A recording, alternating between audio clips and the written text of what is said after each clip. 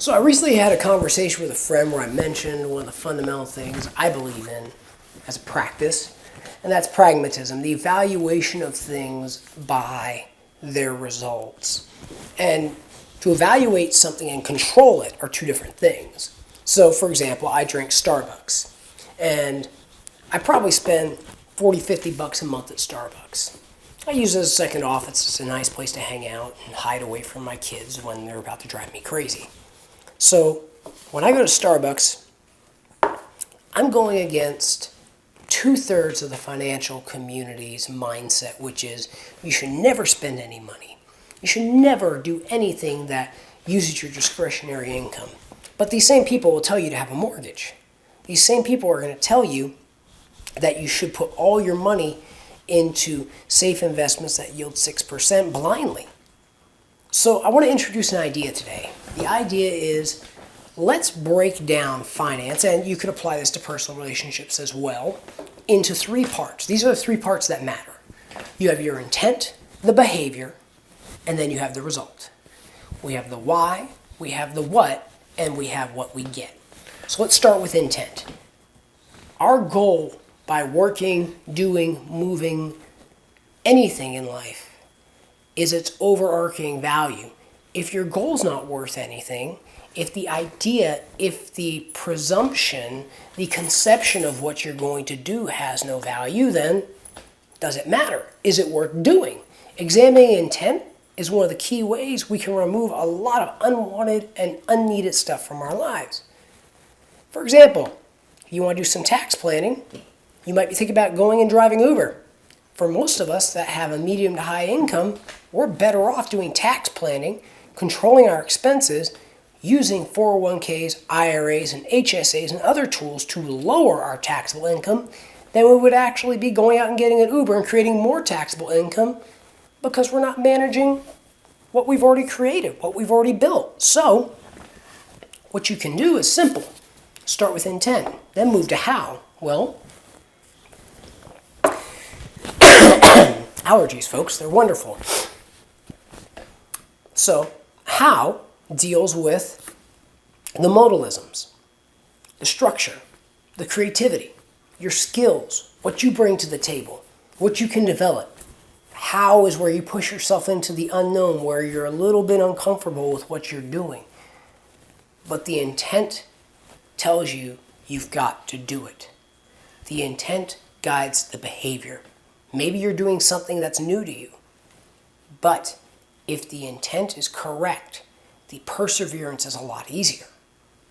So, behavior. There are behaviors that are good and bad.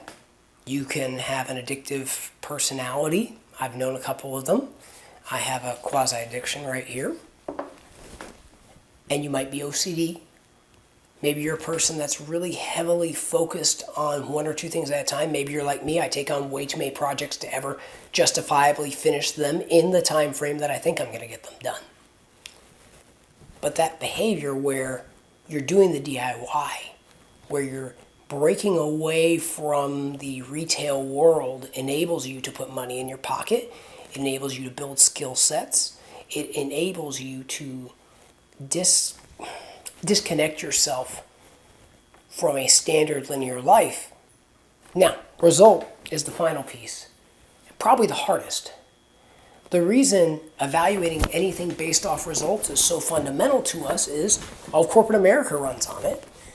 I remember getting my MBA and taking my managerial accounting courses a couple years ago, and probably every other page has something about everything's based off results. If the company does not turn a profit, eventually they go bankrupt. So you as a person, if you're putting effort into something and you're not getting results, well, maybe it's time to change that. Maybe it's time to tweak it. Maybe it's time to go back and look at intent. Or do I need to go back and look at my behaviors? Those three things. And cycling through those three things. Think of them like lenses.